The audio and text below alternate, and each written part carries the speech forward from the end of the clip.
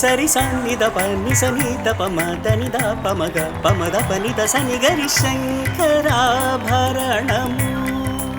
Old రాగా based classic songs మీకు present చేయబోతున్నారు. పాల బుగ్గలను లేత సిగ్గులు పల్లవి.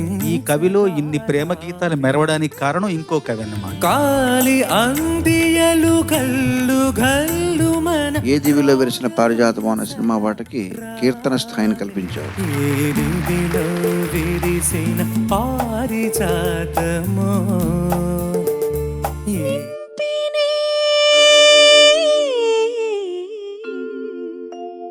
అక్కడి వరకు ఎందుకు సస్టైన్ చేయట్లేదు? ఏ కవిలో మెరిసి అలా కట్ చేయకుండా ఇంకొంచెం సస్టైన్ చేస్తే బాగుంటుంది.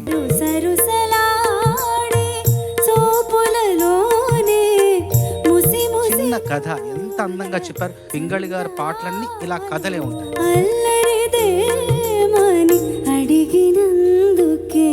ఒక చిరస్మరణీయమైన గీతాలను రాశారు. అది ఇప్పటికీ ఆదరణ పొందుతూనే ఉంది.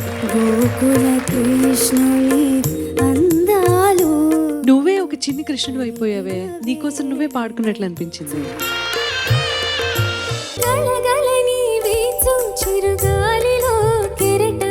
నువ్వు ఏ పాట పాడినా అది క్యూట్ గా ఉంటుంది. వాటి అర్థానికి భిన్నంగా చిన్నపిల్లలు ఎవరో పాడుతున్నట్టు అనిపిస్తుంది. కాబట్టి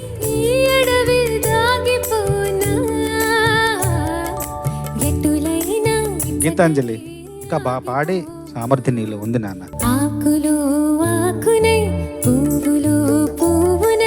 నువ్వు ఇంకొంచెం ఎఫర్ట్ పెట్టావంటే నువ్వు అందరినీ తినేస్తావు అనుకుంటున్నాను నేను. I think you have that skill set. సిరిమల్లి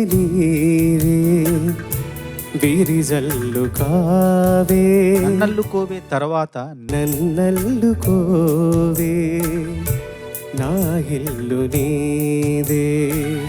చాలా చాలా ఒక మామూలు మాట రాసి దానికి ఎంతో ఔన్నత్యాన్ని చేకూర్చారు. ఎలదేటి పాట హర్ష, నువ్వు పాడుతున్న రాగం ఏమిటి, అంటున్న స్వరం ఏమిటి? మోహన్లో నిషాదం ఎందుకు వచ్చింది?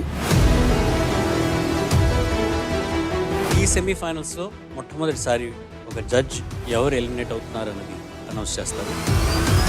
స్థిర నిశ్చయంతో స్థిత ప్రజ్ఞతతో ఈ ఎలిమినేషన్స్ అనే దాన్ని నేను కండక్ట్ చేయబోతున్నాను.